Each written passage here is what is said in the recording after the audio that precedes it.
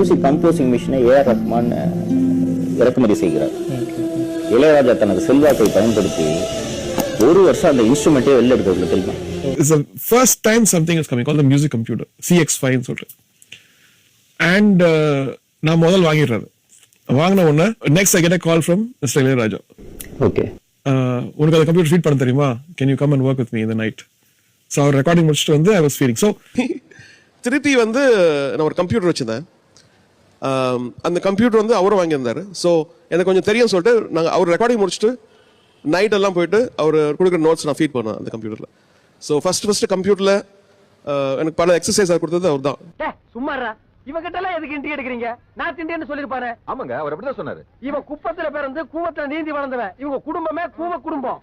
பிளாக்ல டிக்கெட் விக்கிற நாயி மித்லா ஸ்டேட்னு சொல்லிட்டு ஒரு ட்ரெஸ் போட்டு ஊரை ஏமாத்திட்டு இருக்கான். இன்னைக்கு இந்த ட்ரெஸ்ஸை கழட்டி நான் எரிக்காம விட மாட்டேன்.